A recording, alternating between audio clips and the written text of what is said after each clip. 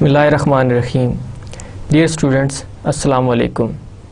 Welcome back to the lecture number 7 and continuation of chapter number 3. The agenda of this lecture would include the overview of previous lecture, which is, in our previous lecture we studied about the matching concept, we studied about adjusting process of journal entries, and we studied about reporting revenues and expenses. As you know, we studied about a matching concept in which your revenues must be used that one for which expenses are used. It means you have to take that revenue for which expenses were incurred, or we can say you have to include those expenses which are used to incur the revenue, which is very important. Otherwise, the calculation of revenue or expenses could be misleading. इसकी मिसाल हम इस तरह हमने last time ली थी.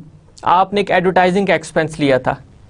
आपने उस advertising के एक्सपेंस को 2009 में किया, लेकिन उसकी प्रोडक्ट सेल होनी थी 2010 में. तो अब ये मिसमैच करता है. The reason is that you have incurred an expense in 2009, whereas the benefit of that expense would be generated in the 2010. So there is a misleading concept when we calculate the expense in 2009 and generate the revenue in 2010.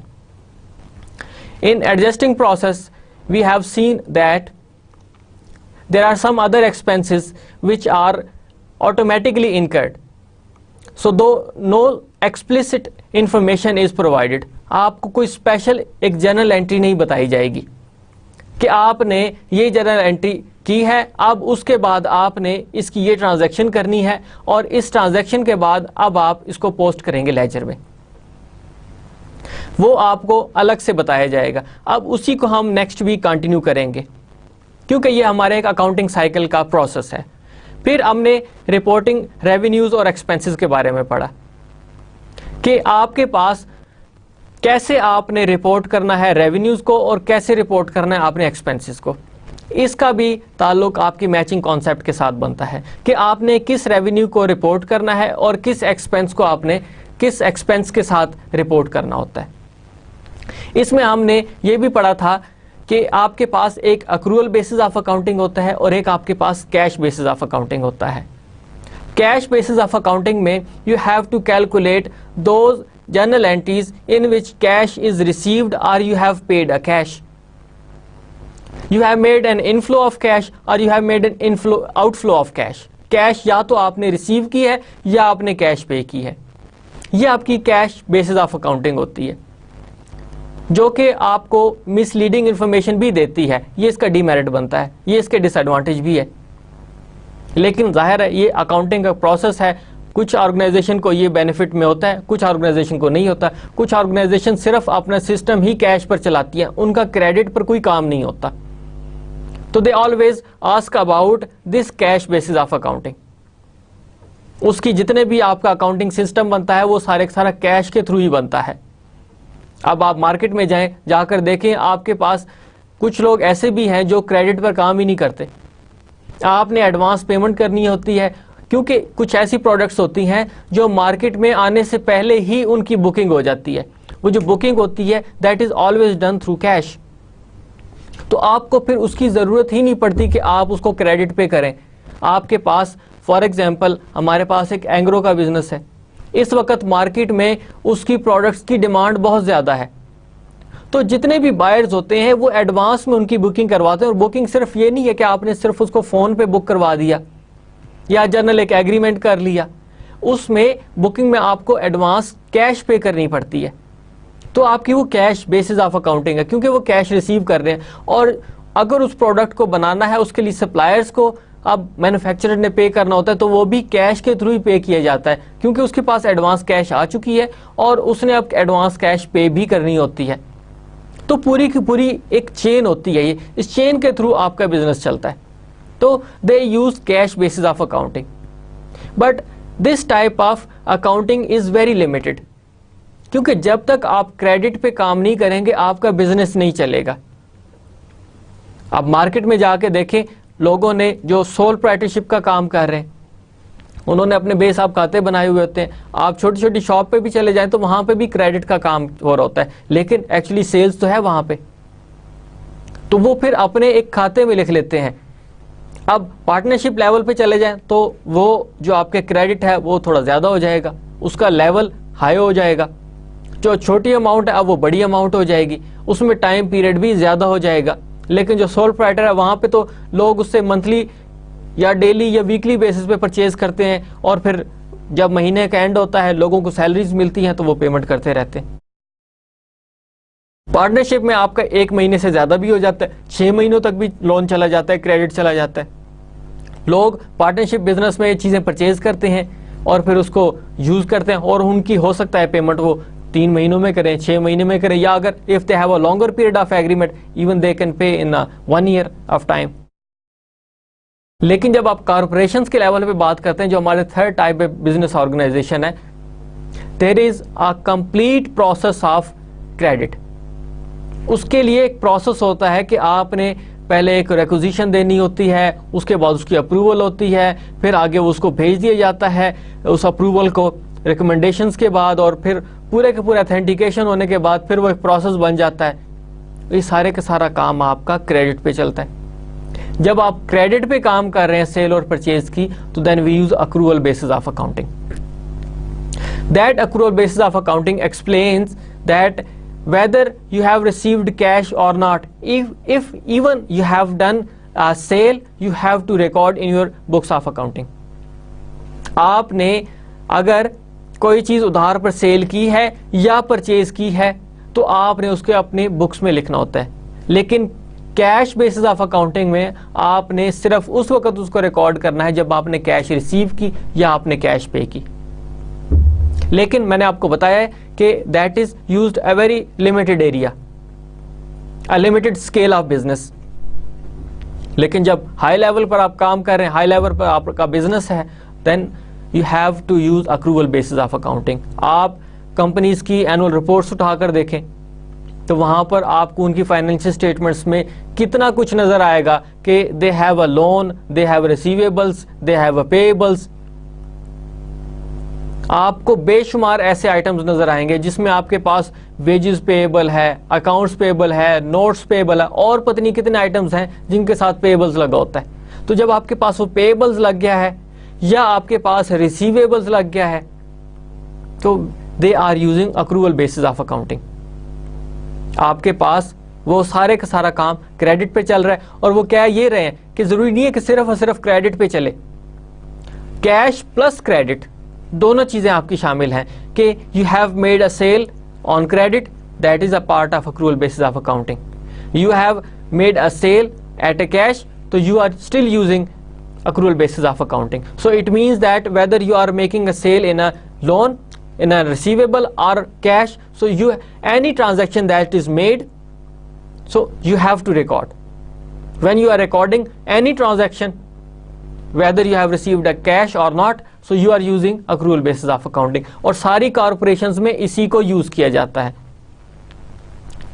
Multinational company हो, local companies हो, domestic हो, या आपकी sole proprietorship है, partnership है, तो वहां पर भी लोन चलता है। तो they are using accrual basis of accounting. Now we have as I told you that in our last lecture we have taken example of advertising.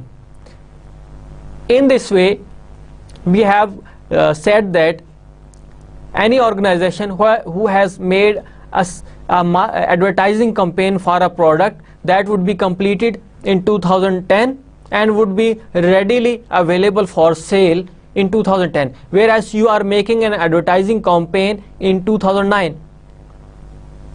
So whether for 2009 expense should be included in 2009 or not. So we have discussed in detail. As I said, in 2009 the 10,000 rupees was as an expense for advertising campaign, but for that product which is going to be sold in 2010, should we make it expense for 2010 or 2009?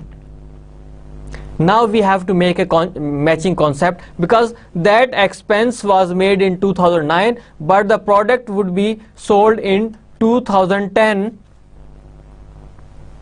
So either this is an expense of 2009 or 2010. So matching concept explains that आपने अगर 2010 में revenue generate करना है तो फिर expense भी वो 2010 का ही कंसिडर होगा। 2009 में वो आपके पास एज एन एसेट यूज किया जाएगा। कोई भी प्रीपेड एक्सपेंस आपने किया जिसका बेनिफिट आपको फ्यूचर में मिलेगा तो वो फ्यूचर के लिए एक्सपेंस होगा, वो आपका प्रेजेंट टाइम के लिए एक्सपेंस नहीं होगा, वो प्रेजेंट टाइम के लिए आपका एसेट हो जाएगा। इसकी डिटेल हम आगे भी देखेंगे। हमारे पास जो जनरल एंट्रीज चल रही हैं उनको हमने कंसिडर करना है नेक्स्ट। अब ये हमें क्लियर होना चाहिए कि हमें बेसिक नेचर पता है। जब नेचर हमें पता चल जाती है तो आपके पास वो बेशक एडवर्टाइजिंग का एक्सपेंस हो, बेशक वो आपका वेजेस एक्सपेंस हो, वो आपका रेंट एक्सपेंस हो, किसी भी तरह के आपके एक्सपेंसेस हों और उनका बेनिफिट आपको नेक्स्ट टाइम के लिए मिलेगा तो वो उस नेक्स्ट टाइम के लिए एक्सपेंस होगा, लेकिन वो करंट टाइम के लिए आपका एक एसेट होगा। Same with the case as a revenue. आपने रेवेन्यू ले लिया है इस साल, लेकिन उसकी आप सर्विसेज परफॉर्म कर रहे हैं नेक्स्ट ईयर के लिए, किसी ने आपको एडवांस पेमेंट कर दिया तो वो एडवांस पेमेंट बेसिकली आपका रेवेन्यू नहीं होगा। रेवेन्यू आपका वो नेक्स्ट टाइम के लिए होगा, नेक्स्ट ईयर के लिए होगा, या नेक्स्ट मंथ जब भी आपके अकाउंट्स क्लोज होते हैं उसके लिए होगा। इस टाइम पीरियड के लिए वो आपकी लायबिलिटी बनती है। जिस तरह ये आपके लिए एसेट है तो फिर वो इसी तरह उसका कॉन्ट्रेरी जो अकाउंट है वो आपके लिए लायबिलिटी बनेगा। जब आपको उसकी नेचर पता चल चुकी है तो हमें उसके कंपोनेंट, उसके टाइटल, उसके नाम से कोई फर्क नहीं पड़ता, हमें नेचर पता होनी जरूरी है। जब हमें नेचर पता है तो फिर हमारे लिए कोई प्रॉब्लम नहीं होगा कि हम इसको कैसे ट्रीट करते हैं। आप बेशक कोई भी एसेट ले लें, नेचर पता है तो हमें पता चलेगा कि ये एसेट है। लायबिलिटी ले लें, नेचर पता है तो हमें टाइटल से कोई फर्क नहीं पड़ता, हमने देखना है कि इसकी नेचर क्या है। सेम जो तीसरा कंपोनेंट है आपकी ऑनर्स इक्विटी, आपने किस पर्पस के लिए बैंक में आपने बिजनेस में पैसा इन्वेस्ट किया है। इधर you are providing a loan to the business और you are taking it as an additional investment. अब लोन है तो आपकी लायबिलिटी है, आपने उसकी इंटेंशन चेक करनी है कि उसकी इंटेंशन क्या है।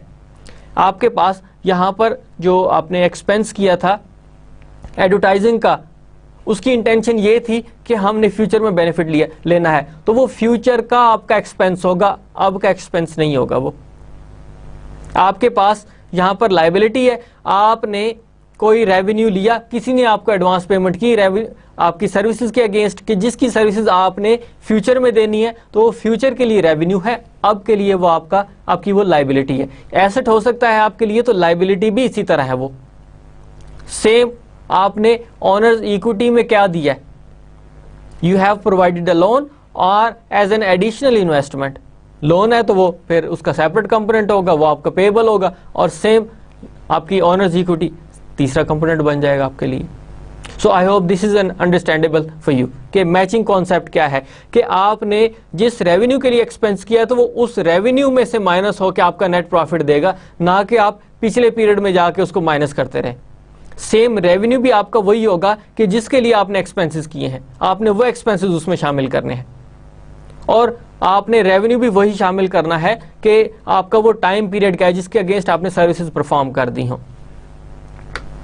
नाउ ये थोड़ा सा हमने लास्ट टाइम भी पढ़ा था। Let's see accrual basis of accounting, revenue reported when incurred when earned, आपने उस वक्त उसको रिकॉर्ड करना है, रिपोर्ट करना कि ये हमारा रेवेन्यू है जब आपने एक्चुअली में उसको अर्न कर लिया हो, आपने सर्विसेज परफॉर्म कर दी हो उसकी। Expenses reported when incurred, expenses आपने तब करने जब वाकई आपके वो एक्सपेंसेस बन गए हैं। ऐसे नहीं है कि आपने एक्सपेंसेस कर दिए हैं, बेनिफिट आपको बाद में मिल रहा है, जिसके अगेंस्ट आपने बेनिफिट ले लिया हो। Then properly matches revenues and expenses in determining net income, आपने प्रॉपर उसको मैच कर रहे हैं रेवेन्यूज और एक्सपेंसेस को। यहाँ पर ये जो पहले दो आइटम्स हैं ये बता रहे हैं कि कैश का इसमें कोई अमल दखल नहीं है। Cash is not involved in both of the items, either you have made और not, you have received cash or not, it doesn't matter, you have made a payment in cash or not, इससे कोई फर्क नहीं पड़ता। आपने report करना है जब वो हो चुके हों, आपने उनको रिकॉर्ड कर लेना है, इससे कैश का कोई ताल्लुक नहीं है।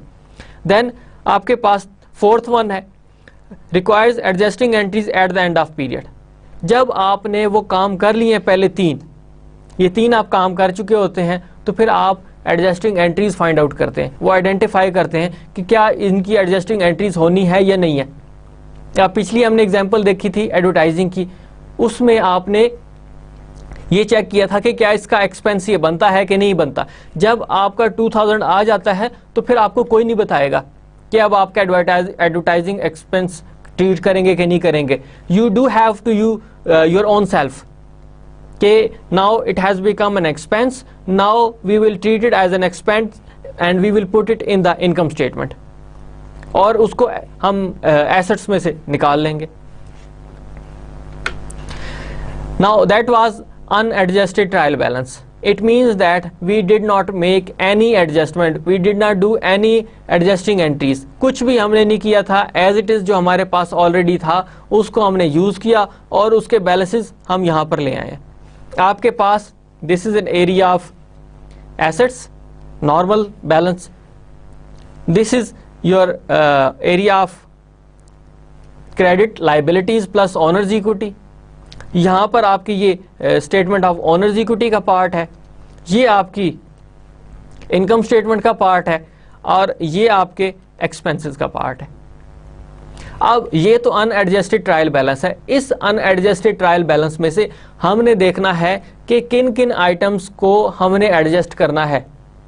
31 दिसंबर आ चुका है, कुछ ऐसे एक्सपेंसेस थे that we made on 1 December, but on 1 December they were not treated as an expense, they were treated maybe as an asset, जिसके हमने पीछे एग्जांपल देखी है। जो एडवांस में एक्सपेंस पे करते हैं तो that is your an asset, जब वो इनकर हो गया तो फिर वो आपका एक्सपेंस बनता है। अब एक महीना क्योंकि गुजर गया है, आपके पास यहाँ पर जो डेट है that is 31 December, so we made an expense on 1 December, now the date is 31 December. दरमियान में एक महीना यूटिलाइज हो चुका है, उस एक महीने के एक्सपेंस को हमने निकाल लेना है, जो एक बाकी का होगा वो एज एन एसेट ट्रीट किया जाएगा। सेम आपके पास इसी तरह लाइबिलिटीज में भी चीजें ऐसी हैं। अब आपके पास लाइबिलिटीज में एक ऐसे कंपोनेंट आपने आइडेंटिफाई करने हैं जो लाइबिलिटीज का पार्ट है, जो लाइबिलिटीज का पार्ट नहीं है उसको हम बाहर निकाल लेंगे, लाइबिलिटीज बाकी आपकी इसी तरह रहेगी। Now you need to search out as we discussed in our lecture number 6 कि there are some items which needs to be adjusted. अब इसमें आप आइडेंटिफाई करें, आपके पास यहां पर सप्लाईज भी कंज्यूम हुई हैं, आपके पास यहां पर अनअर्न्ड रेंट भी अवेलेबल है, फिर आपके पास यहाँ पर ऑफिस इक्विपमेंट भी है जो हमने कल नहीं डिस्कस किया था, जो नेक्स्ट हम आगे डिस्कस करेंगे उसको। इसके अलावा आपके पास वेजेस एक्सपेंस भी हमने कल देखा था कि महीना गुजर चुका है, अब वेजेस आपकी हो चुकी हैं, आपने पे नहीं किया, अक्रूवल बेसिस ऑफ अकाउंटिंग आ रहा है आपके पास। इसके अलावा कुछ और भी एक्सपेंसेस हो सकते हैं जिनको हमने फाइंड आउट करना है। अब आपके पास एटलीस्ट हमने ये आइडेंटिफाई तो किए हैं कि हमारे पास ये कंपोनेंट्स मौजूद हैं। कुछ ऐसे हैं कि आपने उनको ओमिट कर दिया, उनको भी देखना है। Now there are some deferred expenses, या इनको हम प्रीपेड एक्सपेंसेस बोलते हैं, कि आपने एडवांस पेमेंट कर दी है लेकिन अभी तक वो इनकर्ड नहीं हुए, इसको मैं दोबारा फिर रिपीट कर देता हूं कि there is a difference between cost and an expense. Cost is a value of any product or service. When we use or utilize that product or service, that becomes your an expense. जब आप उससे benefit ले चुके होते हैं तो वो आपका एक्सपेंस बन गया होता है. उससे पहले पहले वो आपका कॉस्ट है, और कॉस्ट मींस कि आपका वो एसेट है. जब आपने उसको यूटिलाइज कर लिया, सारा यूटिलाइज कर लिया, तो whole become an expense. Part of that asset has been utilise, so that part has become your expense. तो अब आपके पास यहाँ पर डेफर्ड एक्सपेंसेस हैं. डेफर्ड मींस कि आपने इनको थोड़ा सा डिलेड कर दिया हुआ है, पे कर दिया आपने, लेकिन अभी तक वो एक्सपेंसेस इनकर्ड नहीं हुए. तो उसको फिर आपने कैसे ट्रीट करना है. यहाँ हमने एग्जांपल ली थी, आपके पास यहाँ पर सप्लाईज मौजूद थी और उनकी कॉस्ट आपके पास 2000 की थी, या उनकी वैल्यू 2000 की थी. Now some of these supplies have been used, इसमें से आपने यूटिलाइज कर ली हैं, और आपकी बुक्स बता रही हैं कि on 31 December you have 760 of supplies on hand. आपने 760 जो है वो बाकी बच गई हैं, और इसका मतलब ये हुआ कि आपने जो 1240 थी वो यूटिलाइज कर दी हैं. अब यहाँ पर एडजस्टिंग एंट्री आपको चाहिए होगी कि आपने इसमें से जो 1240 का एक्सपेंस कर दिया हुआ है उसको अब आप ट्रायल बैलेंस में क्यों लिख रहे हैं. ट्रायल बैलेंस की आप एसेट्स साइड पे क्यों लिख रहे हैं, उसको एसेट्स में क्यों इंक्लूड किया हुआ है, वो तो आपका एक्सपेंस बन गया हुआ है.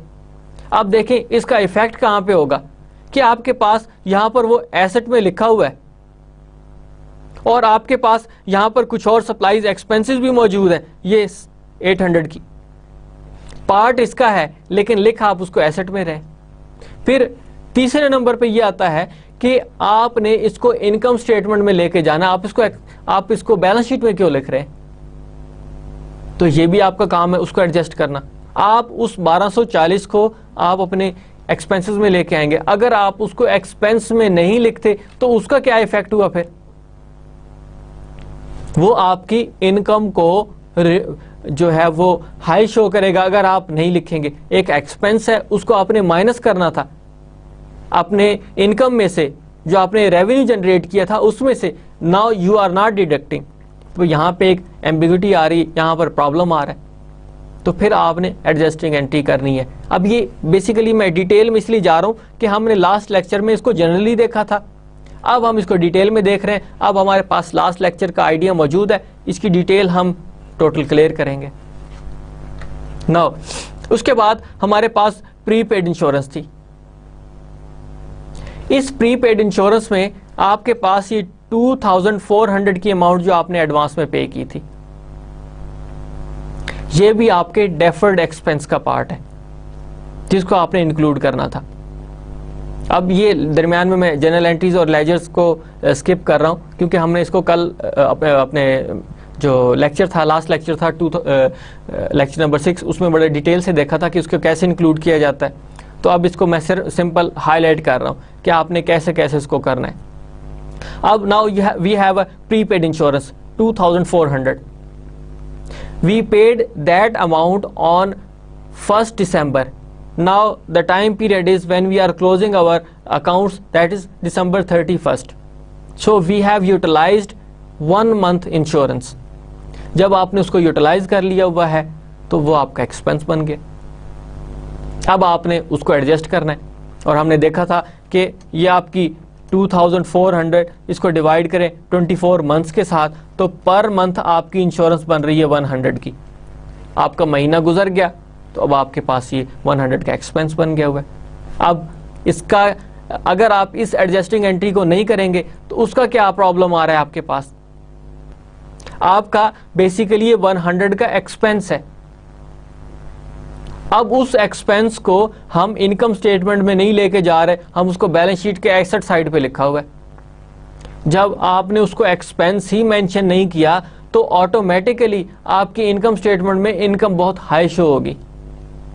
आप तो बड़े खुश हैं कि जी इनकम बहुत हाई है, लेकिन बेसिकली आपकी वो जो प्रीपेड इंश्योरेंस थी वो एक्सपायर होती जा रही है, वो यूटिलाइज होती जा रही है. आप उसको तो फिर अपनी इनकम स्टेटमेंट में नहीं लेके जा रहे. अब इस एंट्री के बारे में आपको कोई नहीं बता रहा पिछली एंट्री के बारे में आपको किसी ने नहीं बताया, अब ये आप अपने तौर पे कर रहे हैं एंट्री। सिंपल, आपको पता है कि जी दिसंबर 31 आ गया, हमारे पास अनएडजस्टेड ट्रायल बैलेंस मौजूद है, उस अनएडजस्टेड ट्रायल बैलेंस में हमने इस आइटम को इंक्लूड करना है। आप वो इंक्लूड करते जा रहे हैं। आपने पहले सप्लाईज को किया क्योंकि आपने यूज़ की थी, उसको हो सकता है को बता दे आपको, आपका जो सबऑर्डिनेट्स हैं वो आपको बता दें, आपके दूसरे जो स्टोर कीपर्स हैं वो आपको बता दें, लेकिन प्रीपेड इंश्योरेंस के बारे में आपको नहीं बताएगा कोई। ये आपने खुद अंडरस्टैंड करना है कि that type of expense, that type of asset has become an expense up to that amount, up to that period of time. अब आपका 100 का एक्सपेंस है जिसको आपने अपनी इनकम स्टेटमेंट में एक्सपेंसेस में जाके लिखना है, तो ये 100 तक आपके रेवेन्यू को रिड्यूस करेगा। सेम जिस तरह आपके सप्लाईज ने 1240 को रिड्यूस किया था इनकम को, अब आपके ये 100 को भी रिड्यूस कर रहा है। तो इसकी भी जनरल एंट्री ज़रूरी है, फिर उसको पोस्ट करना ज़रूरी है। पोस्टिंग से अब आप ट्रायल बैलेंस में लेके जाएंगे, फिर हमारे पास एडजस्टेड ट्रायल बैलेंस बनेगा। नाउ अब in case we do not bring that items into the income statement, what does happen? इसका इफेक्ट सिर्फ एक पे नहीं होगा इनकम स्टेटमेंट पे, आपका बैलेंस शीट पे भी इसका इफेक्ट पड़ेगा, because these are two basic financial statements, इनका आपस में ताल्लुक है और उनका फिर इनडायरेक्टली आपकी जो statement of changes in honours equity और स्टेटमेंट ऑफ कैश फ्लो के साथ भी बनता है, लेकिन बेसिक इफेक्ट आपका बैलेंस शीट और इनकम स्टेटमेंट पे हो रहा है। इन केस अब इन कंपोनेंट्स को आप अपनी इनकम स्टेटमेंट में नहीं लेके जाते तो क्या होगा? रेवेन्यू उस पर तो ज़ाहिर कोई इफेक्ट नहीं है क्योंकि दोनों आपकी एक्सपेंसेस हैं। जब आपके ये दोनों एक्सपेंसेस है तो फिर इसका रेवेन्यू पे कोई ताल्लुक नहीं होगा, कोई असर नहीं होगा। लेकिन आपके जो एक्सपेंसेस हैं वो आपके अंडरस्टेट रहेंगे, मींस कि आप उनको कम लिखेंगे। आपने 1241 और 101 टोटल आपने 1340 एक्सपेंसेस में लेके नहीं गए, लेके जाना था आपने, तो आपने फिर इसका मतलब एक्सपेंसेस को आपने अंडरस्टेट किया है, कम लिखा है, जिसकी वजह से आपका नेट प्रॉफिट बहुत हाई शो हो रहा है। जब नेट प्रॉफिट बहुत हाई शो हो रहा है तो आपके पास जो नेट रिजल्ट्स हैं वो मिसलीडिंग है, गलत रिजल्ट्स आ रहे हैं। एक तो ये इफेक्ट हो गया आपकी इनकम स्टेटमेंट के ऊपर। दूसरा, बैलेंस शीट के ऊपर क्या इफेक्ट आएगा कि आपके ये दोनों चीजें एसेट साइड पे शो हो रही हैं, because you have to write your assets. For example 2000 of your supplies, उसको आपने क्या किया, पहले वो आपने 1240 ये शो किया हुआ है एज एन एसेट, लेकिन वो एक्सपेंस है, और 100 आपने इंश्योरेंस को भी एक्स्ट्रा शो किया हुआ है। एग्जैक्ट अमाउंट लिखी थी जो आपकी चल रही है ऑलरेडी, उसको आप एज इट इज लिख रहे हैं, तो आपने जो एसेट्स हैं उनको ओवरस्टेट कर दिया। आपकी फाइनेंशियल पोजीशन तो बहुत स्ट्रांग हमें शो हो रही है और हमें पता है कि जी सप्लाईज में इतनी चीज़ें पड़ी हैं आपकी बुक्स में, लेकिन फिजिकली वो इतनी चीज़ें हैं ही नहीं क्योंकि आप तो उसको कंज्यूम कर चुके हैं। सेम इंश्योरेंस आपकी इस तरह अगर आप उसके एडजस्टिंग नहीं करेंगे तो वो तो हर एक फाइनेंशियल स्टेटमेंट में एज इट इज शो होती जाएगी। जब 12 मंथ्स गुजरेंगे, जो इंश्योरर है जिसने इंश्योरेंस किया, आपकी इंश्योरेंस कंपनी है, वो कहेगी भी no your insurance has been expired, you have to make a new insurance, but we would say नहीं, we have a still 24 months insurance. तो वो कहेगा कि भाई your 24 months has already been gone, now you have to make a new insurance. तो आप assets में ऐसे ही शो कर रहे हैं उसको, तो वो एक्सपायर होती जा रही है, एक्सपेंस आपका बनता जा रहा है। Now in financial statements of balance sheet you have overstated your asset, तो यहां पर आप इसको एक्स्ट्रा 1340 को बैलेंस शीट में बेला वजह लिख रहे हैं। Then owner's equity, owner's equity पे इसका क्या इफेक्ट पड़ेगा? Your net profit directly go to the capital account या ऑनर्स इक्विटी। अब आपने एक्सपेंसेस ही नहीं लिखे तो वो सारे के सारे आपके कहां जा रहे हैं? ऑनर्स इक्विटी में। नेट प्रॉफिट हाई है तो ऑटोमेटिकली आपका जो ऑनर्स इक्विटी है वो भी हाई होती जा रही है। तो इसका मतलब ये है कि ये सारी की सारी चीज़ें आपने गलत मेंशन कर दी हैं। तो अकाउंटेंट होने का मकसद ये है कि you have to identify that you have maintained correct accounts with the correct values. और हमें पता है कि accounting is actually using of numbers to make decisions. It helps the management to make your decisions. अब supplies और purchase करनी है, we have to make a decision, but whenever the owner of the company will see that we have a lot of supplies, we don't need to purchase more. उसकी books में जब वो book check करेगा तो उसको तो पता है कि भी 2000 की सप्लाईज ऑलरेडी पड़ी हैं, but physically store keeper would say that no sir we have a short of supplies, we have to purchase more. तो यहाँ पर आपकी कॉन्ट्रडिक्शन आ रही है। फिजिकल आपके पास और सप्लाईज पड़ी हैं और जो आपके पास बुक्स में वो और सप्लाईज पड़ी हैं। Same with the case with the insurance के आपकी 1 महीने की इंश्योरेंस खत्म हो चुकी है, 24 मंथ्स की बाकी है, अब आपने नेक्स्ट उसको कंटिन्यू करना है। आपकी अब यहां पर फर्क किस चीज का पड़ रहा है? Your net profit is high, your assets are high and then your owner's equity is high. तो ये सारी की सारी हाई हो रही हैं। आई होप कि this is now and understandable for you.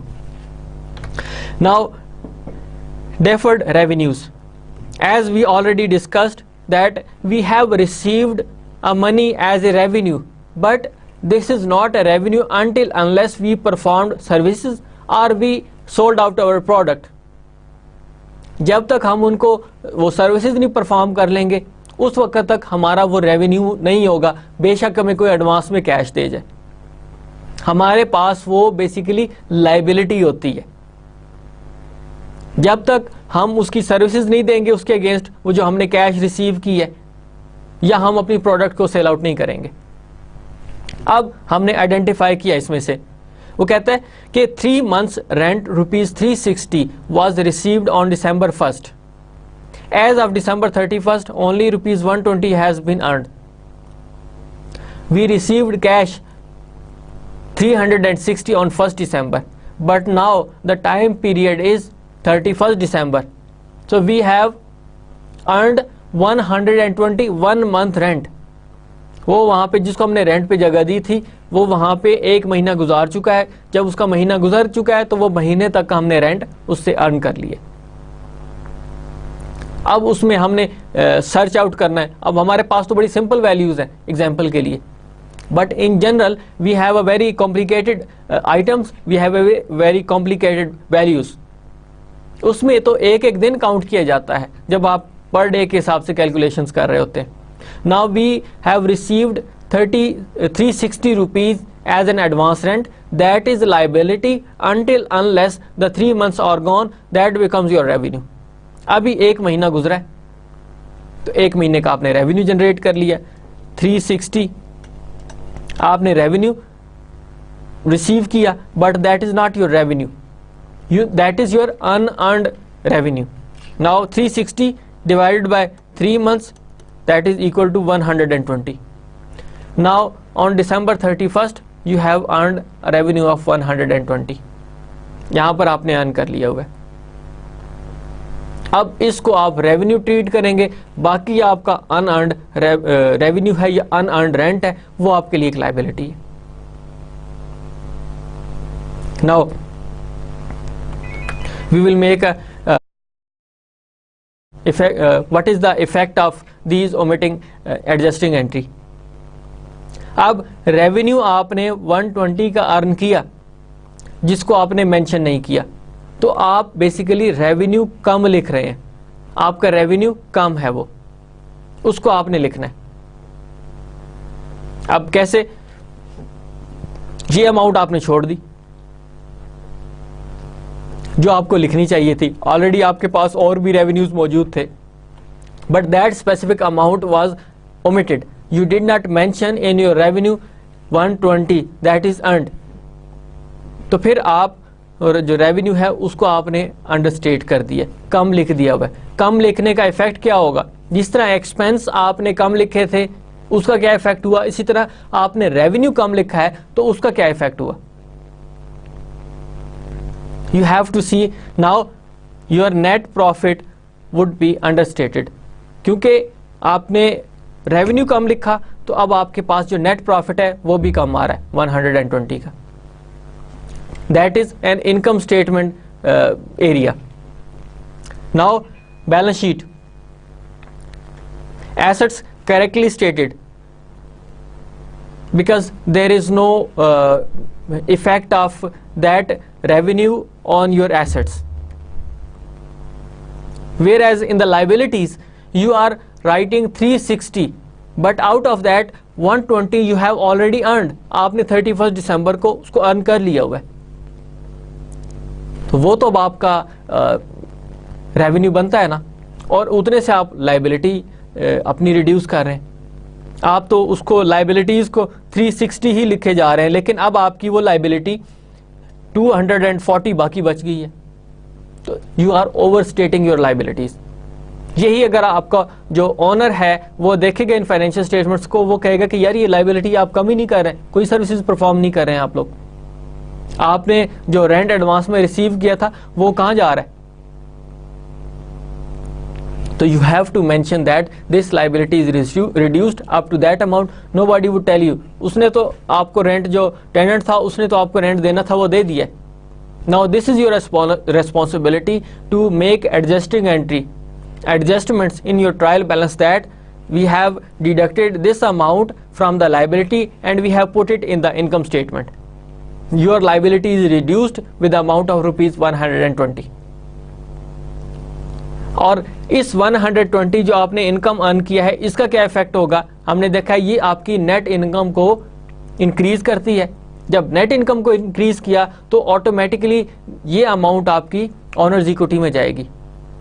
तो अब जब आप उसको 120 को अपनी ऑनर्स इक्विटी में नहीं लेके जा रहे, तो फिर आपके लिए वो क्या है? वो आपका जो है वो ऑनर्स इक्विटी को कम शो किया जा रहा है. Your owner's equity is understated. So these are three effects: your revenue, your liabilities and your owner's equity.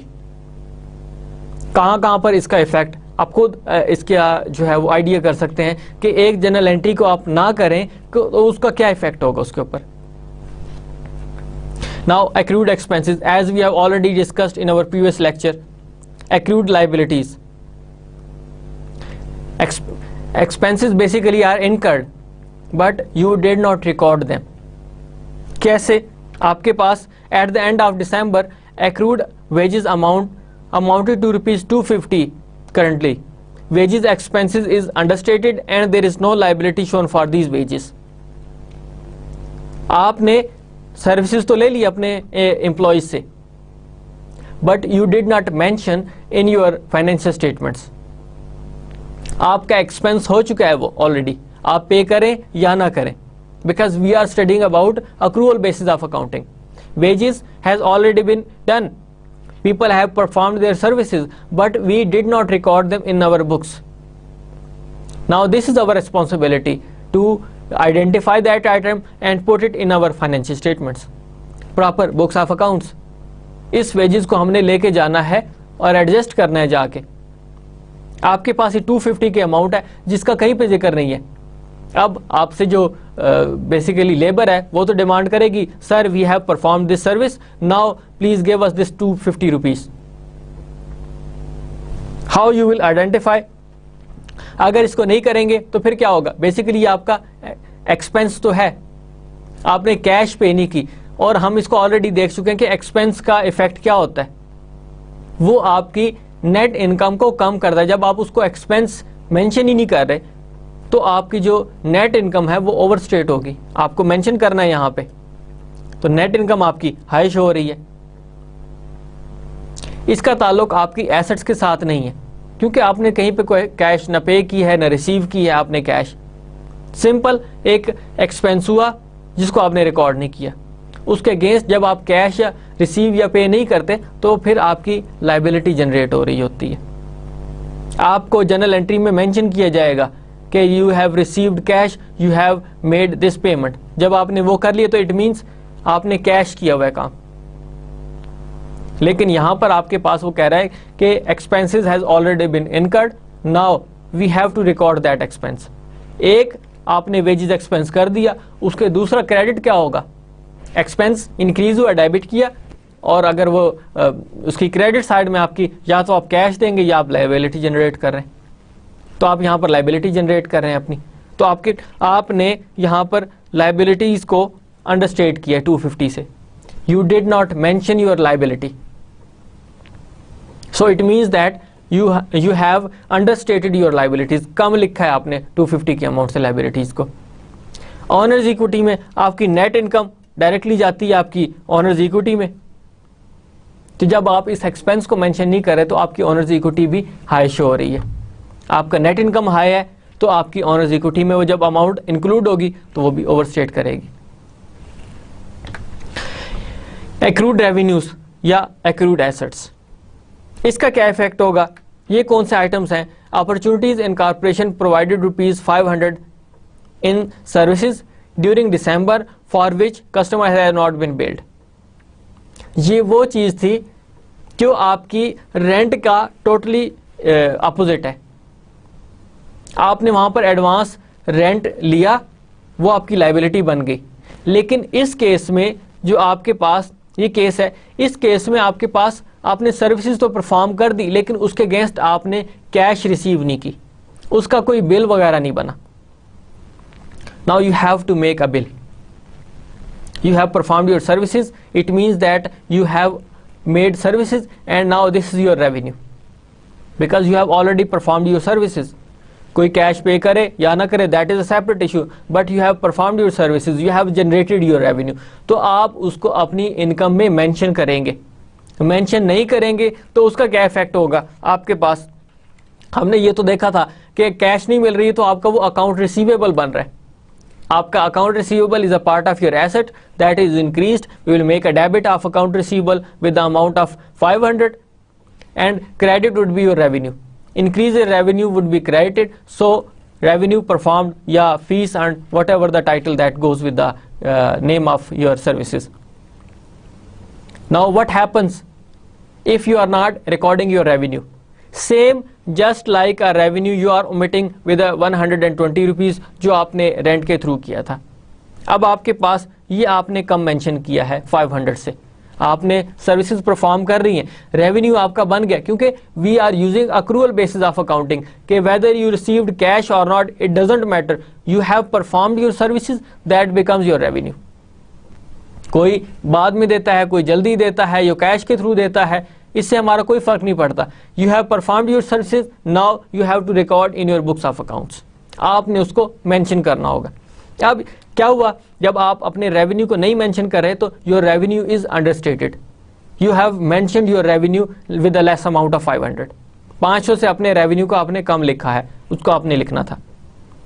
इसका इफेक्ट क्या होगा डायरेक्ट आपकी ऑनर्स इक्विटी में, because you are understating your revenue, it means your net profit would also be reduced और that your net income would be understated, और उसने जाना होता है डायरेक्ट आपकी ऑनर्स इक्विटी में, तो your honours equity is also understated, तो आपकी ऑनर्स इक्विटी भी कम अमाउंट से लिखी गई है। Then what happens with the balance sheet, account receivable is a part of your assets, तो आप उसको अपने एसेट्स में नहीं मेंशन कर रहे, पार्ट ऑफ योर एसेट, तो आप एसेट्स को भी अंडरस्टेट कर रहे हैं। आपके पास यहां पर नेट आप रेवेन्यू कम लिख रहे हैं जिसकी वजह से आपका नेट प्रॉफिट कम होगा और यहां पर आपकी ऑनर्स इक्विटी कम होगी, और अल्टीमेटली दूसरी साइड पर आपकी एसेट साइड में आपकी अकाउंट रिसीवेबल कम होगा। Account receivable part of your assets, तो एसेट्स कम मेंशन कर रहे हैं आप, that is understated. Now come to the fixed assets. Before that we have seen that these were the components, sometime they explicitly mention that this component needs to be adjusted and that component should be adjusted implicitly, आपको नहीं बताया जाएगा तो आपने उसको भी करना होगा। लेकिन there are some fixed assets, part of your fixed assets that needs to be adjusted, उनको हमने adjust करना होता है। वो कौन कौन से कंपोनेंट्स हैं? वो बेसिकली हम जब एसेट्स को डिफरेंशिएट करते हैं कि these are your current assets, these are your fixed assets. Current assets को हम कहते हैं कि that are converted into the cash within a period of 1 year. वो लिक्विडिटी की वजह से उनको कहा जाता है कि ये आपके करंट एसेट्स हैं, कि these current assets could be converted into the cash with in the period of 1 year. आप उसको 1 साल के अंदर अंदर कन्वर्ट कर देते हैं। But on the other hand, fixed assets are those assets which are converted or which take a time period of more than 1 year. अब यहाँ पे आपको उनकी नेचर पता होनी चाहिए। जैसे मैंने आपको कहा नेचर के बारे में, जब आपको उस आइटम की नेचर के बारे में पता होगा, that is your easy to differentiate that this is your fixed asset and this is your current asset. Now any asset which can be converted into the cash within 1 year, that becomes your current assets. और इसका opposite क्या होगा कि assets that are these could be converted into the into cash in more than 1 year. 1 साल से ज़्यादा लगेगा तो that becomes your fixed assets. जब हमें इसकी नेचर का पता है तो हम कहेंगे कि that is a part of your current asset. जब हमें उसकी नेचर के बारे में पता है तो we can say that this is a part of your fixed assets. इसको हम परमानेंट एसेट्स भी कहते हैं, फिक्स्ड एसेट भी कहते हैं, कुछ और नाम भी होते हैं। अब उनकी हमें नेचर पता है। जब हमें नेचर पता है तो उनको डिफरेंशिएट करना भी आसान है। अब आपके पास इसकी बेमिसाल एग्जांपल्स मौजूद हैं। आपके पास land, you have a building, you have a furniture, you have a computer, they have a time period of more than 1 year. वो खराब नहीं होंगे इतनी जल्दी से। उनको कन्वर्ट करना 1 साल में डिफिकल्ट है। लैंड है, it takes lot of time to be converted into the cash until unless जो है हम उसको मार्केट में जाके सेल कर दें। अदरवाइज वो आपका एक्सपेंस में कन्वर्ट नहीं होगा इतनी आसानी से। आपके पास बिल्डिंग है, फर्नीचर है, ऑफिस इक्विपमेंट है, और पता नहीं कितनी एग्जांपल्स हमारे पास मौजूद हैं। हम पढ़ते जाएंगे, हमें एग्जांपल्स पता चलती जाएगी। हमें नेचर पता है तो हम उनको कहेंगे कि that is a part of your current asset and that is a part of your fixed asset. अब इनकी भी हमने एडजस्टिंग एंट्रीज करनी होती हैं। वो एडजस्टिंग एंट्रीज क्या होती हैं? आपके पास first one is your land. Land has an infinite life, therefore it does not have any depreciation. Now we have a word of depreciation. What is depreciation? Land तो हमें पता चल गया। अब सिंपल वर्ड में अगर कहूं कि depreciation is also a part of your expense और अ कंपोनेंट ऑफ एक्सपेंस, इसको हमने नाम एक्सपेंस का दे दिया हुआ है। लेकिन ये होते क्या हैं? Basically we have 3 types of expenses. हमने एक को कहा डेप्रिसिएशन, दूसरे को कहा एमोर्टाइजेशन, तीसरे को कहा हमने depletion. For fixed assets we have 3 types of expenses: depreciation, amortization, depletion. Now for which item depreciation word is used? Because all these are expenses. ये सब के सब expense हैं, ये कोई specific item नहीं है ये expense, लेकिन depreciation एक specific टाइप ऑफ एसेट्स के लिए यूज किया जाता है। अमोर्टाइजेशन एक स्पेसिफिक एसेट्स के लिए, एक स्पेसिफिक एसेट होगा उसके लिए यूज होगा, और डिप्लीशन आपका स्पेसिफिक एसेट होता है उसके लिए यूज किया जाता है। अभी हम सिर्फ बात करेंगे डेप्रिसिएशन के बारे में। Basically depreciation is a cost allocation process of fixed assets, कि आपने अपने उस फिक्स्ड एसेट को जितना यूटिलाइज किया वो आपका एक्सपेंस बनता जाता है। Because all the fixed assets have an expiry period, उन्होंने ख़त्म होना होता है। आपका कंप्यूटर है, उसने ख़त्म होना है एक अरसे के बाद, उसके बाद नए कंप्यूटर ने उसकी जगह ले लेनी है। फर्नीचर है आपका, वो ख़त्म होता जाएगा, यूटिलाइज करते जाएंगे, वो ख़त्म होता जाएगा, एक्सपेंस बनता जाएगा उसका, क्योंकि उसकी भी एक यूज़फुल लाइफ है। उसके बाद आपने उसको चेंज करना होगा। बिल्डिंग है, बिल्डिंग आप यूज़ कर रहे हैं तो उसका भी एक टाइम पीरियड है, उस टाइम पीरियड तक वो बिल्डिंग रहेगी, उसके बाद वो ख़त्म हो जाएगी। आप घर की एग्जांपल ले लें, ऑफिस की एग्जांपल ले लें, एक बड़े स्टोर की एग्जांपल ले लें। All these fixed assets have a limited time period, but that time period has I mean very with the type of asset. आपके पास मैंने बताया कि लैंड की इन्फिनिट लाइफ होती है, उसको छोड़ दें क्योंकि उसने डेप्रिशिएट नहीं होना, उसकी वैल्यू बढ़ती ही है लेकिन वो डेप्रिशिएट नहीं होता। अब डेप्रिसिएशन इज एन एक्सपेंस, ये ध्यान में रखें। वो हमेशा यूज होगा किसके लिए? फिक्स्ड एसेट के लिए। और हर फिक्स्ड एसेट का एक टाइम पीरियड होता है जिसको हमने परचेज करने के बाद डिटरमिन करना है कि ये इतना अरसा हमारे पास लगेगा। हमारा एक्सपीरियंस हमें बताएगा कि ये इतना अरसा चलेगा। आपके पास हम कहते हैं पहला है फर्नीचर। फर्नीचर की जो यूजफुल लाइफ है वो 5 इयर्स की है। हम कहेंगे कि 5 इयर्स इसकी यूजफुल लाइफ है।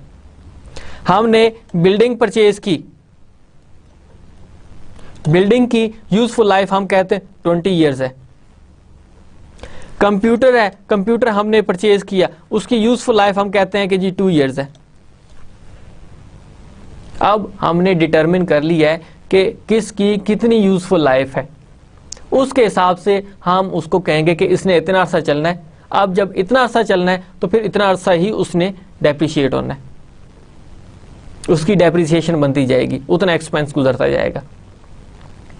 अब यहाँ तक थोड़ा सा मैं इसका रिव्यू दे देता हूँ आपको कि हर फिक्स्ड एसेट ने भी एक्सपायर होना होता है, उसको भी हम यूटिलाइज करते हैं अदर देन लैंड। लैंड आप साइड पे रख दें because land has an infinite life, there is no depreciation for the land, but other than land we have a building, उसने ख़त्म होना है।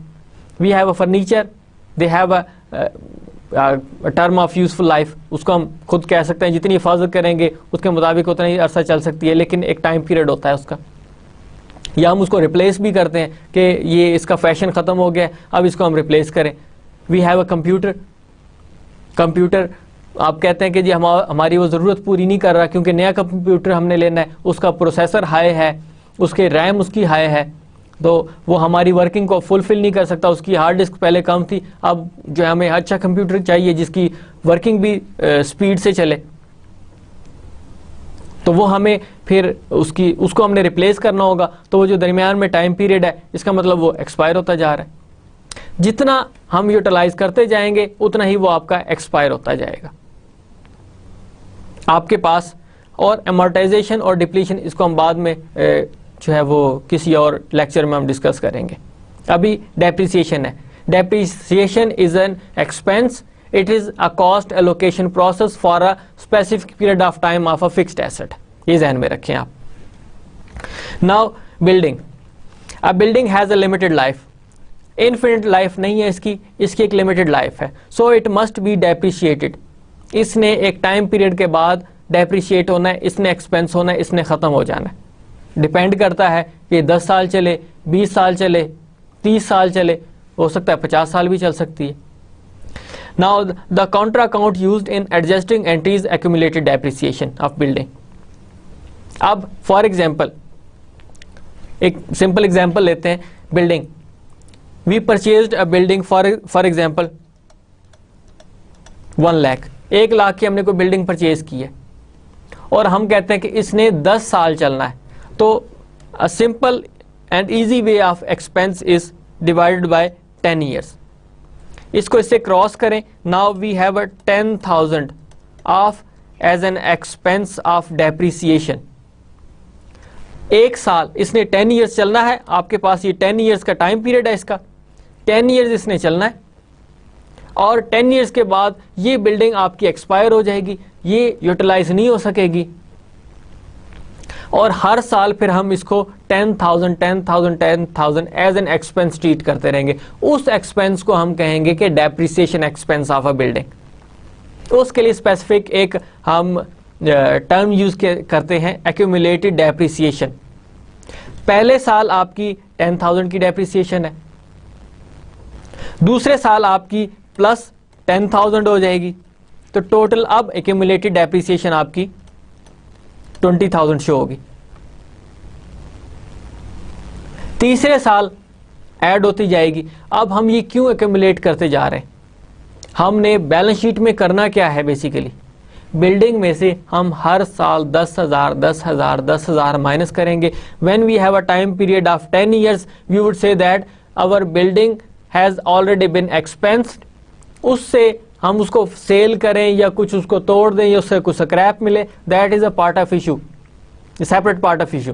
We are not discussing it. We are just saying that after 10 years that building would be expired. वो आपका expense बन चुका होगा.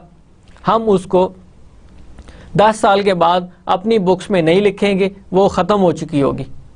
हम उसको सेल करें, स्क्रैप करें, कुछ भी करें, उसका मटेरियल स्क्रैप करें, इससे हमारा कोई फ़र्क नहीं पड़ता, हमें उससे कोई ताल्लुक नहीं है. हमने कहा कि after 10 years our building has been expired, that becomes an expense. अब आपके पास डेप्रिसिएशन 10,000 की है हर साल की. उस 10,000 को आप अपनी इनकम स्टेटमेंट में लेकर जाएंगे, आपकी इनकम स्टेटमेंट का पार्ट होगा वो, और उधर से बैलेंस शीट में आप उसको उस 10,000 के एसेट से कम करते जाएंगे. अब क्या होगा, आपके पास इक्विपमेंट है, इक्विपमेंट की भी आपने इसी तरह करनी है. आपके पास equipment has a limited time period. Equipment आपको कुछ भी हो सकता है, आपके टूल्स हो सकते हैं, आप कोई काम करते हैं, आपके पास मशीनरी हो सकती है, आपके पास ट्रैक्टर है, आपके पास गाड़ी है, आपके पास ये सारी चीज़ें हैं और ये part of your fixed assets. इनकी आपने डेप्रिसिएशन लेनी होती है हर साल और वो आपका एक्सपेंस बन जाता है. अब यहाँ पर आपकी एक्यूमुलेटेड डेप्रिसिएशन ऑफ इक्विपमेंट कहलाएगी. ये नहीं होगा कि आप उसको इकट्ठा मेंशन कर दें. एक्यूमुलेटेड डेप्रिसिएशन ऑफ बिल्डिंग अलग से होगा, एक्यूमुलेटेड डेप्रिसिएशन ऑफ इक्विपमेंट अलग से होगा, एक्यूमुलेटेड डेप्रिसिएशन ऑफ मशीनरी अलग से होगा, एक्यूमुलेटेड डेप्रिसिएशन ऑफ फर्नीचर अलग से होगा. उसकी वजह क्या है? फॉर एग्जाम्पल आपकी बिल्डिंग जो थी वो 1 लाख की हमने ली थी,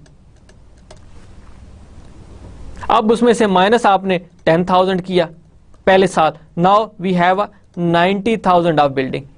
अब ये जो 1 लाख है ये आपको बता रहा है कि we purchased our building for ₹1 lakh and in after completion of 1 year we have a building of 90,000.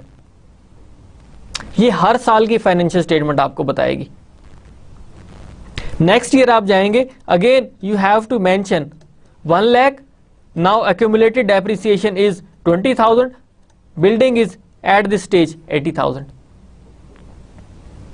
अब ये 1 lakh आपको बता रहा है कि we purchased building for the first time for ₹1 lakh. Now after completion of 2 years we have a value of building 80,000. अब इसमें से पहले साल आपका 10,000 इनकम स्टेटमेंट में से एक्सपेंस गया, दूसरे साल आपका 10,000 और गया.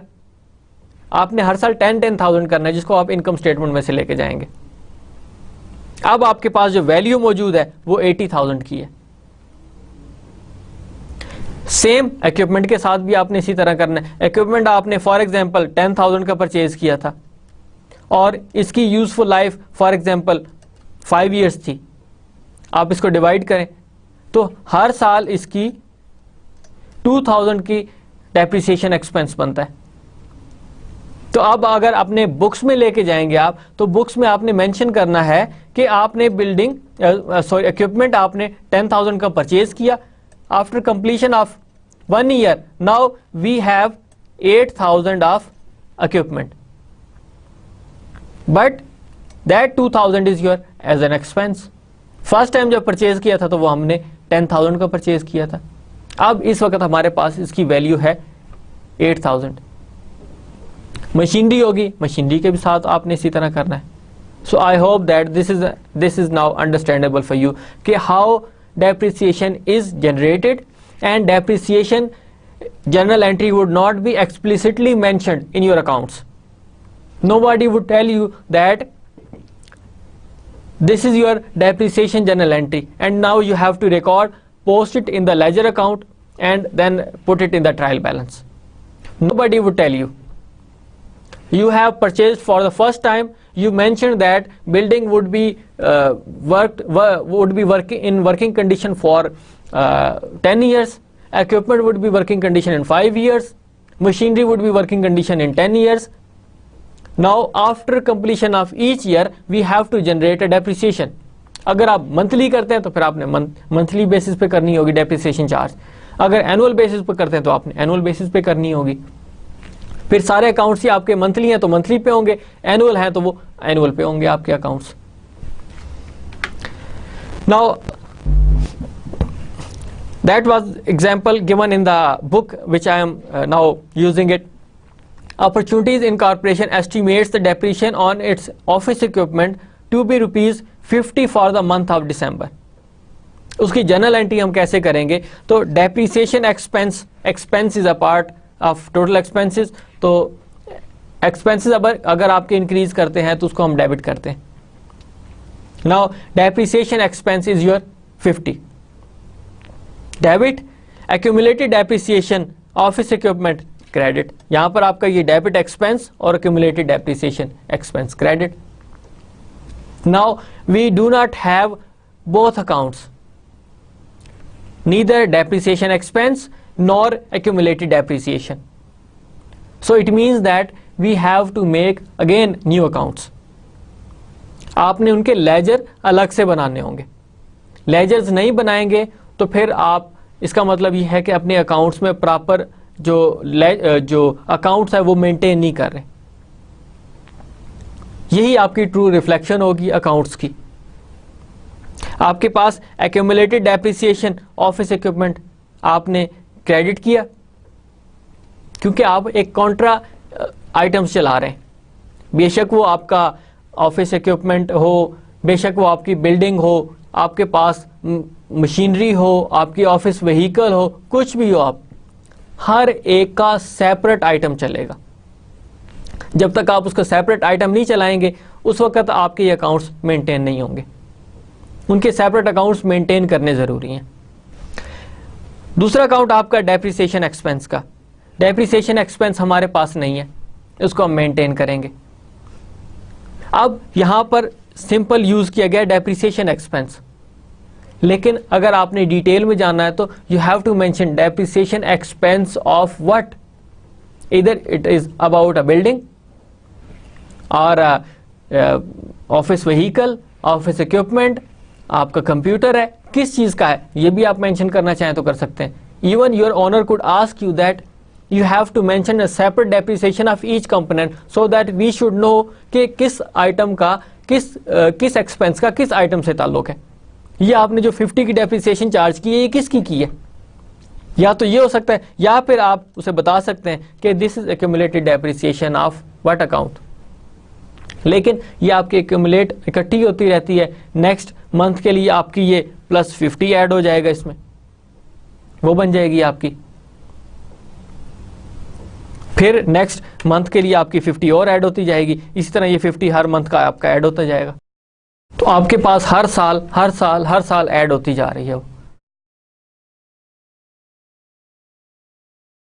Opportunities balance sheet would show the office equipment at cost less accumulated depreciation. As I told you earlier that you have to mention the total amount of that office equipment minus accumulated depreciation. हर साल आप उसको करते जाएंगे, हर साल आप उसको include करेंगे। जब हर साल उसको करते जा रहे हैं तो इसका मतलब ये है कि you are mentioning the cost value plus accumulated depreciation. आपके पास टोटल आपने परचेज किया था, that was an amount of 1800.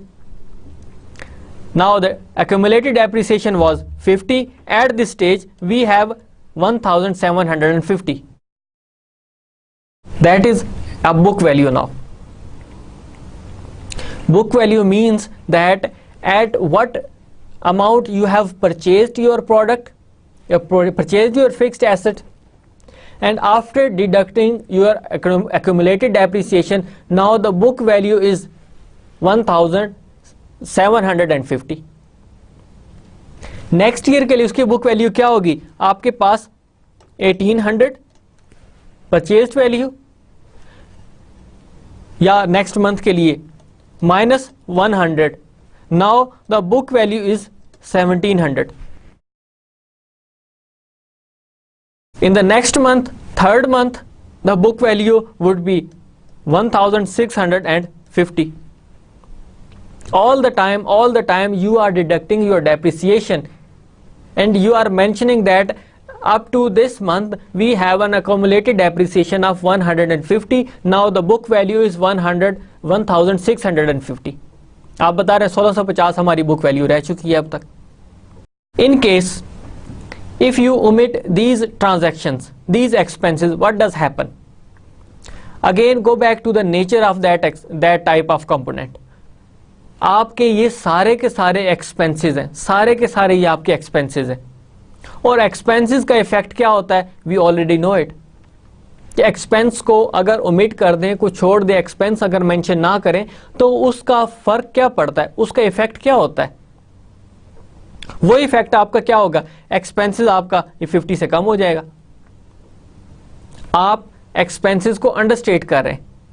Your revenue is correctly stated because there is no involvement of revenue, whereas your expenses are involved, so we have to add up all these expenses in our expenses, total expenses. If we are not adding this 50 amount in our expenses, it means that our net profit would be overstated. expense mention नहीं करेंगे तो आपका expense higher होगा. जब expense आपका mention नहीं हो रहा, नेट प्रॉफिट आपका हाई है, तो ऑटोमेटिकली इस नेट इनकम ने जाना होता है आपकी कैपिटल अकाउंट में. तो कैपिटल अकाउंट भी आपका हाई होगा. तो ये आपका यहां पर कैपिटल अकाउंट हाई हो रहा है. Owner's equities you are high. And then what happens with the assets? You are not doing any adjusting entry, so your assets value would be shown higher. क्योंकि आपने मेंशन करना था उसको 1800 पे purchase किया, 50 माइनस किया, अब आपके पास 1750 अपनी एसेट्स में लिखना है आपने. लेकिन आप लिख कितना रहे हैं? 1800 एग्जैक्ट अमाउंट. तो your assets would be shown higher. जो ओनर होगा अपने अकाउंटेंट से पूछेगा कि शो करें हमें बुक्स, तो वो कहेगा कि these are our financial statements. Owner कहेगा कि हमारा तो फिक्स्ड एसेट्स खराब ही नहीं हो रहे, डेप्रिसिएट ही नहीं हो रहे और रेवेन्यू भी हाई हो रहा है. लेकिन जब उसने एक्सपायर होना एक टाइम पीरियड के बाद, तो फिर आपके पास वो एसेट्स के लिए आपको एक बहुत बड़ी अमाउंट चाहिए होगी. आप नए सिरे से उस एसेट को परचेज करेंगे. लेकिन after completion of each month और each year we would know that now this asset has been expired, we have to purchase a new asset. Books में भी पता चलता जाएगा.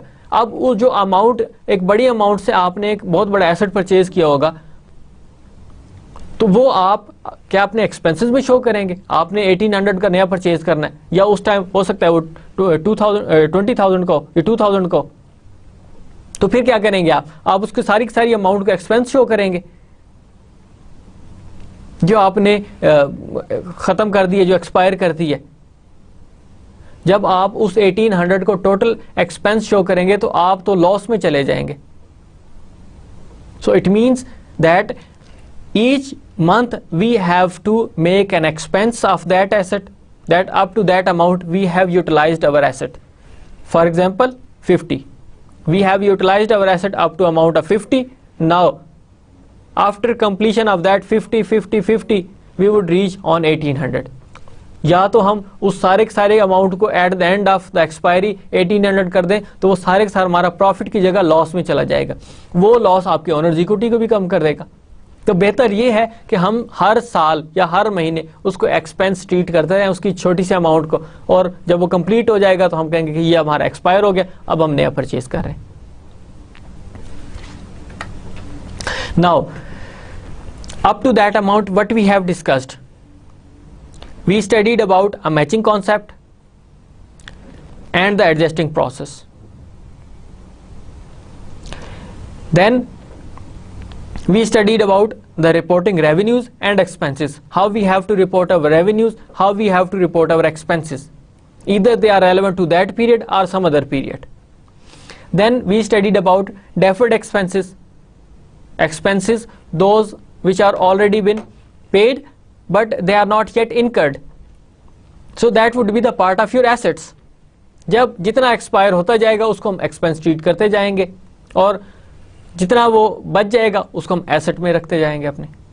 एसेट कम होता जाएगा, एक्सपेंस आपका बढ़ता जाएगा। Then deferred revenues, these are your unearned revenues. आपने एडवांस में कैश रिसीव कर ली, जब आप सर्विसेज परफॉर्म करेंगे तो वो फिर आपका रेवेन्यू बनता जाएगा। Then we studied about our accrued expenses. These are expenses which are already incurred but we did not pay. So when we are not paying, it means that we are increasing our liabilities.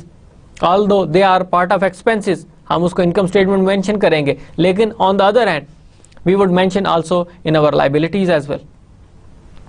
Then we studied about accrued revenues.